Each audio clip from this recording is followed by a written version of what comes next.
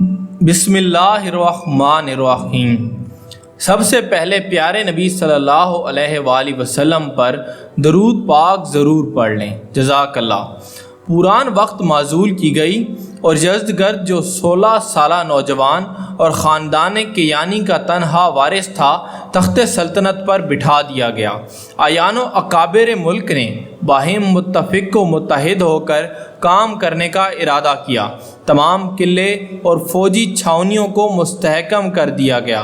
اسی کے ساتھ کوشش کی گئی کہ مسلمانوں کے مفتوحہ مقامات میں بغاوت پھیلائی جائے۔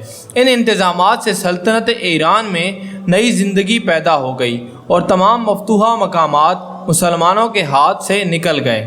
مسنا مجبور ہو کر عرب کی سرحد میں ہٹ آئے اور ربیہ اور مدر کے قبائل کو جو اطراف عراق میں پھیلے ہوئے تھے، ایک تاریخ معین تک علم اسلامی کے نیچے جمع ہونے کے لیے طلب کیا۔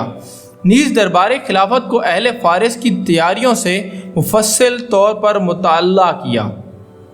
عمر نے ایرانیوں کی تیاریوں کا حال سن کر حضرت سعد بن ابی وقاص کو، جو بڑے رتبہ کے صحابی اور رسول اللہ صلی اللہ علیہ وآلہ وسلم کے ماموں تھے، 20,000 مجاہدین کے ساتھ مہم عراق کی تکمیل پر مامور کیا۔ اس فوج کی اہمیت کا اندازہ اس سے ہو سکتا ہے کہ اس میں تقریباً 17 صحابی تھے جو سرور کائنات صلی اللہ علیہ وآلہ وسلم کے ساتھ غزوہ بدر میں جوہر شجاعت دکھا چکے تھے۔ 300 وہ تھے جو فتح مکہ میں موجود تھے اور 700 ایسے تھے جو خود صحابی نہ تھے لیکن ان کی اولاد ہونے کا فخر رکھتے تھے۔ حضرت سعد بن ابی وقاص نے شراف پہنچ کر پڑاؤ کیا۔ مثنا 8,000 آدمیوں کے ساتھ مقام ذی وقار میں اس عظیم الشان کمک کا انتظار کر رہے تھے کہ اس اثناء میں ان کا انتقال ہو گیا۔ اس لیے ان کے بھائی مغنی شراف آ کر حضرت سعد بن ابی وقاص سے ملے اور مثنا نے جو ضروری مشورے دیے تھے ان سے بیان کیے۔ عمر نے ایام جہالت میں نواح عراق کی سیاحت کی تھی اور وہ اس سرزمین کے چپا چپا سے واقف تھے، اس لیے انہوں نے خاص طور پر ہدایت کر دی تھی کہ فوج کا جہاں پڑاؤ ہو وہاں کے مفصل حالات لکھ کر آپ کے پاس بھیجے جائیں۔ چنانچہ سعد بن ابی وقاص نے اس مقام کا نقشہ، لشکر کا پھیلاؤ، فرودگاہ کی حالت اور رست کی کیفیت سے ان کو اطلاع دی۔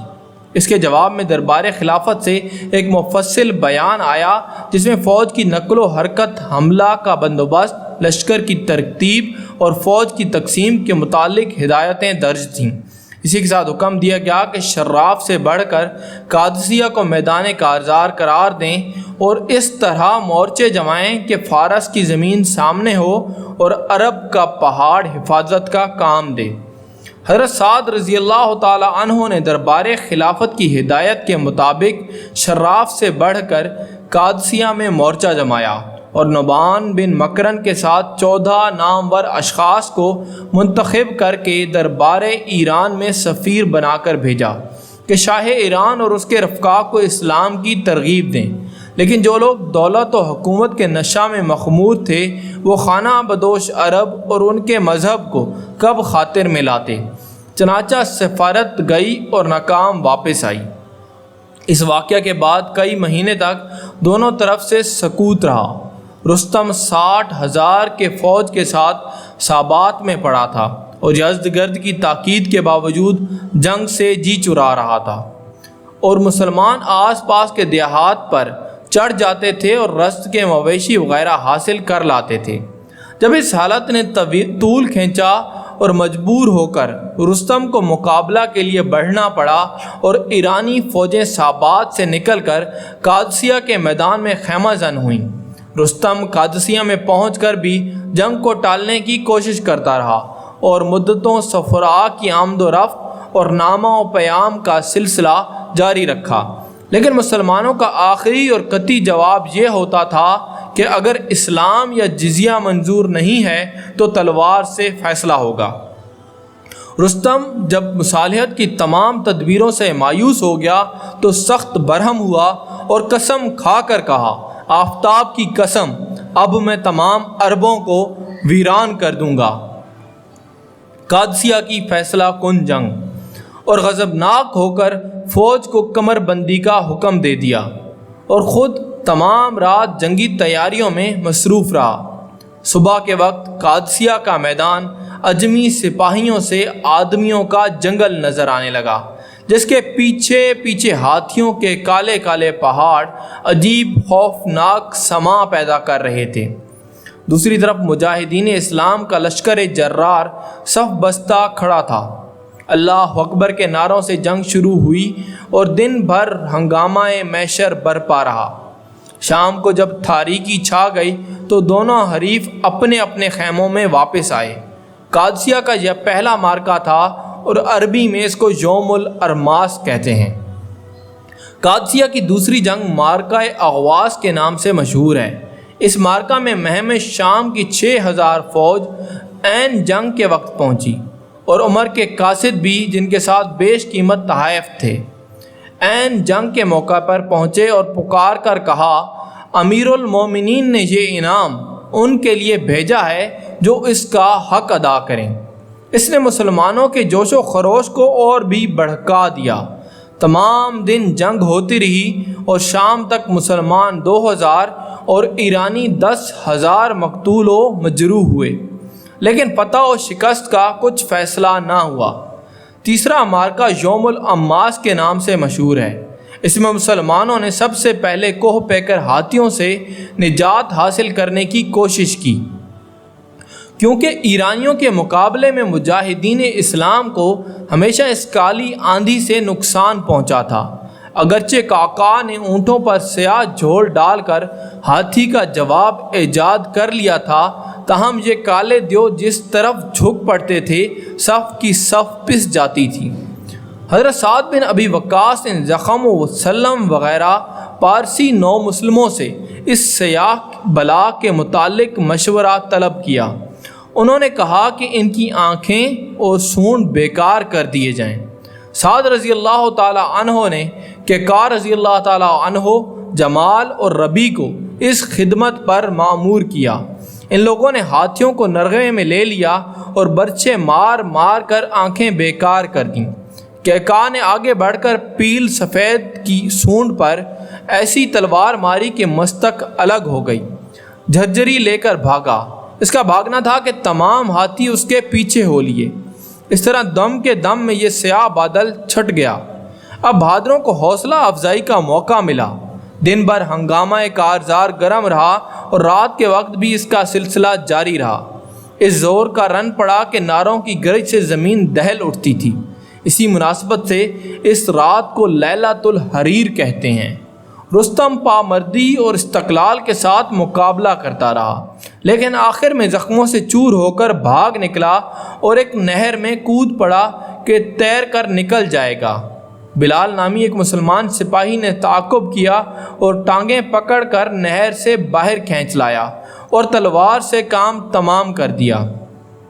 رستم کی زندگی کے ساتھ سلطنت ایران کی قسمت کا بھی فیصلہ ہو گیا۔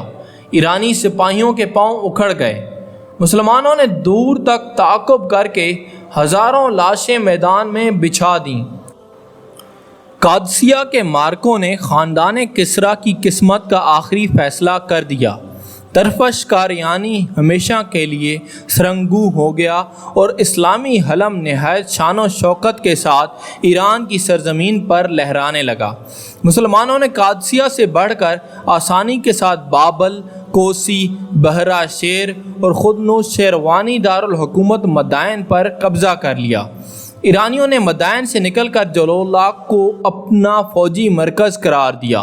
اس دوران میں رستم کے بھائی خرزندہ نے حسن تدبیر سے ایک زبردست فوج جمع کر لی۔ سعد نے ہاشم بن عتبہ کو جلولہ کی تسخیر پر مامور کیا۔ جلولہ چونکہ نہایت مستحکم مقام تھا، اس لیے مہینوں کے محاصرہ کے بعد مفتوح ہوا۔ یہاں سے کیکار رضی اللہ عنہ کی سپردگی میں ایک جمعیت حلوان کی طرف بڑھی اور خسرو شنوم کو شکست دے کر شہر پر قابض ہو گیا۔ کیکا حلوان میں قیام کیا اور عام منادی کرا دی کہ جو لوگ اسلام یا جزیہ قبول کر لیں گے وہ مامون و محفوظ رہیں گے۔ اس منادی پر بہت سے امراء اور رؤساء برزاء و رغبت اسلام میں آ گئے۔ یہ عراق کی آخری فتح تھی کیونکہ یہاں سے اس کی سرحد ختم ہو جاتی تھی۔ تسخیر عراق کے بعد عمر کی دلی خواہش تھی کہ جنگ کا سلسلہ منقطع ہو جائے، اور وہ فرمایا کرتے تھے کہ کاش ہمارے اور فارس کے درمیان میں آگ کا پہاڑ ہوتا کہ نہ وہ ہم پر حملہ کر سکتے نہ ہم ان پر چڑھ سکتے۔ لیکن ایرانیوں کو عراق سے نکل جانے کے بعد کسی طرح چین نہیں آتا تھا، چنانچہ یزدگرد نے معرکہ جلول کے بعد مروک کو مرکز بنا کر نئے سرے سے حکومت کے ٹھاٹھ لگائے اور تمام ملک میں فرامین و نقیب بھیج کر لوگوں کو عربوں کی مقاومت پر آمادہ کیا۔ یزدگرد کے فرامین نے تمام ملک میں آگ لگا دی اور تقریباً 1.5 لاکھ آدمیوں کا ٹڈی دل کم میں آ کر مجتمع ہوا۔ یزدگرد نے مروان شاہ کو سر لشکر مقرر کر کے نہاوند کی طرف روانہ کیا۔ اس معرکہ میں درفش کاویانی، جس کو عجم نہایت متبرک سمجھتے تھے، فال نیک کے خیال سے نکالا گیا، اور جب مروان شاہ روانہ ہوا تو یہ مبارک پھریرا اس پر سایہ کرتا جاتا تھا۔ ایرانیوں کی ان تیاریوں کا حال سن کر عمر نے نعمان بن مکرن کو 30,000 کی جمعیت کے ساتھ اس ایرانی طوفان کو آگے بڑھنے سے روکنے کا حکم دیا، اور نہاوند کے قریب دونوں کی فوجیں سرگرم پیکار ہوئیں۔ اس زور کا رن پڑا کہ قادسیہ کے بعد ایسی خون ریز جنگ کوئی نہیں ہوئی تھی، یہاں تک کہ اس جنگ میں خود اسلامی سپہ سالار نعمانی شہید ہو گئے۔ ان کے بعد ان کے بھائی نعیم بن مکرن نے علم ہاتھ میں لے کر بدستور جنگ جاری رکھی، اور رات ہوتے ہوتے اجمیوں کے پاؤں اکھڑ گئے۔ مسلمانوں نے ہمدان تک تعاقب کیا۔ اس لڑائی میں تقریباً 3,000 اجمی کھیت رہے، اور نتائج کے لحاظ سے مسلمانوں نے اس کا نام فتح الفتوح رکھا۔ فیروز، جس کے ہاتھ سے عمر کی شہادت مقرر تھی، اسی لڑائی میں گرفتار ہوا تھا۔ عام لشکر کشی۔ واقعہ نہاوند کے بعد عمر کو خیال پیدا ہوا کہ جب تک تخت کیانی کا وارث ایران کی سرزمین پر موجود ہے، بغاوت اور جنگ کا فتنہ فروغ نہ ہوگا۔ اس بنا پر عام لشکر کشی کا ارادہ کیا اور اپنے ہاتھ سے متعدد علم تیار کر کے مشہور افسروں کو دیے اور انہیں خاص ممالک کی طرف روانہ کیا۔ چنانچہ 21 ہجری میں یہ سب غازیان اسلام اپنے اپنے متعین ممالک کی طرف روانہ ہو گئے اور نہایت جوش و خروش سے حملہ کر کے تمام ممالک کو اسلام کا زیر نگیں کر دیا، اور صرف 1.5-2 برس کے عرصہ میں کسریٰ کی حکومت نیست و نابود ہو گئی۔ خاندان کیانی کا آخری تاجدار ایران سے بھاگ کر خاقان کے دربار میں پہنچا۔ خاقان نے اس کی بڑی عزت و توقیر کی اور ایک فوج گراں کے ساتھ یزدگرد کو ہمراہ لے کر خراسان کی طرف بڑھا۔ خاقان نے احنف بن قیس کے مقابلہ میں صف آرائی کی، لیکن صفائی کے 2 ہی ہاتھ نے اس کے عزم و استقلال کو متزلزل کر دیا، اور اس کے ذہن نشین ہو گیا کہ ایسے بہادروں کو چھیڑنا مصلحت نہیں۔ چنانچہ اسی وقت کوچ کا حکم دے دیا اور اپنی حدود میں واپس چلا گیا۔ یزدگرد کو خاقان کے واپس جانے کی خبر ملی تو مایوس ہو کر خزانہ اور جواہرات ساتھ لیے ترکستان کا عزم کیا۔ درباریوں نے دیکھا کہ ملک کی دولت ہاتھ سے نکلی جاتی ہے تو روکا۔ اس نے نہ مانا تو مقابلہ کر کے تمام مال و اسباب ایک ایک کر کے چھین لیا۔ یزدگرد بے سر و سامان خاقان کے پاس پہنچا اور خدا تعالیٰ کی نافرمانی کے باعث مدتوں فرغانہ کی گلیوں میں خاک چھانتا رہا۔ ترجمہ: خدایا تو ہی ملکوں کا مالک ہے، جس کو چاہتا ہے ملک دیتا ہے، جس سے چاہتا ہے چھین لیتا ہے، جس کو چاہتا ہے عزت دیتا ہے، جس کو چاہتا ہے ذلت دیتا ہے، ساری بھلائیاں تیرے ہی ہاتھ میں ہیں۔ بے شک احنف نے بارگاہ خلافت میں نامہ فتح روانہ کیا۔ حضرت عمر فاروق رضی اللہ تعالی عنہ نے تمام آدمیوں کو جمع کر کے یہ مجدہ جاں فضا سنایا اور ایک مؤثر تقریر کی۔ آخر میں فرمایا کہ آج مجوسیوں کی سلطنت برباد ہو گئی اور اب وہ کسی طرح اسلام کو نقصان نہیں پہنچا سکتے، لیکن اگر تم بھی صراط مستقیم پر قائم نہ رہے تو خدا تعالیٰ تم سے بھی حکومت چھین کر دوسروں کو دے دے گا۔ فتوحات شام۔ ممالک شام میں سے اجنادین، بصرہ اور دوسرے چھوٹے چھوٹے مقامات عہد صدیقی میں فتح ہو چکے تھے۔ عمر مسند آرائے خلافت ہوئے تو دمشق محاصرہ کی حالت میں تھا۔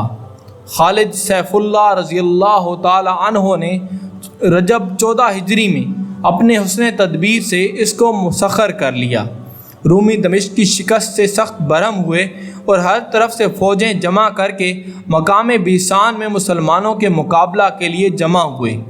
مسلمانوں نے ان کے سامنے فحل میں پڑاؤ ڈالا۔ عیسائیوں کی درخواست پر معاذ بن جبل رضی اللہ تعالی عنہ سفیر بن کر گئے، لیکن مصالحت کی کوئی صورت نہ نکلی۔ آخرکار ذوالقعدہ 14 ہجری میں فحل کے میدان میں نہایت خون ریز مارکے پیش آئے، خصوصاً آخری مارکہ نہایت سخت تھا۔ بالآخر یہ میدان بھی مسلمانوں کے ہاتھ رہا۔ غنیم کے پاؤں اکھڑ گئے اور مسلمان اردن کے تمام شہر اور مقامات پر قابض ہو گئے۔ رعایا ذمہ قرار دی گئی اور ہر جگہ اعلان کر دیا گیا کہ مقتولین کی جان و مال، زمین، مکانات، گرجے اور عبادات گاہیں سب محفوظ ہیں۔ دمشق اور اردن مفتوح ہو جانے کے بعد مسلمانوں نے حمص کا رخ کیا۔ راہ میں بالبک، حما، شیراز اور مارت النعمان فتح کرتے ہوئے حمص پہنچے اور اس کا محاصرہ کر لیا۔ حمص والوں نے ایک مدت تک مدافعت کرنے کے بعد مصالحت کر لی۔ سپہ سالار اعظم ابو عبیدہ نے عبادہ بن صامت کو وہاں متعین کر کے لازکیہ کا رخ کیا اور ایک خاص تدبیر سے اس کے مستحکم قلعوں پر قبضہ کر لیا۔ حمص کی فتح کے بعد اسلامی فوجوں نے ہرکل کے پایہ تخت انطاکیہ کا رخ کیا، لیکن بارگاہ خلافت سے حکم پہنچا کہ اس سال آگے بڑھنے کا ارادہ نہ کیا جائے، اس لیے فوجیں واپس آ گئیں۔ میدان یرموک اور شام کی قسمت کا فیصلہ۔ دمشق، حمص اور لازکیہ کی پہم اور متواتر ہزیمتوں نے کیسر کو سخت برہم کر دیا اور وہ نہایت جوش و خروش کے ساتھ مسلمانوں کے مقابلہ کے لیے اپنی شہنشاہی کا پورا زور صرف کرنے پر آمادہ ہو گیا اور انطاکیہ میں فوجوں کا ایک طوفان امڈ آیا۔ حضرت ابو عبیدہ رضی اللہ تعالی عنہ نے اس طوفان کو روکنے کے لیے افسروں کے مشوروں سے تمام ممالک مفتوحہ کو خالی کر کے دمشق میں اپنی قوت مجتمع کی اور ذمیوں سے جو کچھ جزیہ وصول کیا گیا تھا سب واپس کر دیا گیا، کیونکہ اب مسلمان ان کی حفاظت کرنے سے مجبور تھے۔ اس واقعہ کا عیسائیوں اور یہودیوں پر اس قدر اثر ہوا کہ وہ روتے تھے اور جوش کے ساتھ کہتے تھے کہ خدا تم کو جلد واپس لائے۔ عمر کو مفتوحہ مقامات سے مسلمانوں کے ہٹ آنے کی خبر ملی تو پہلے وہ بہت رنجیدہ ہوئے، لیکن جب معلوم ہوا کہ تمام افسروں کی یہی رائے تھی تو فی الجملہ تسلی ہو گئی اور فرمایا خدا کی اسی میں مصلحت ہوگی۔ سعید بن عامر کو 1000 کی جمعیت کے ساتھ مدد کے لیے روانہ کیا اور قاصد کو ہدایت کی کہ خود ایک صف میں جا کر زبانی یہ پیغام پہنچانا۔ عربی میں حضرت عمر کا پیغام۔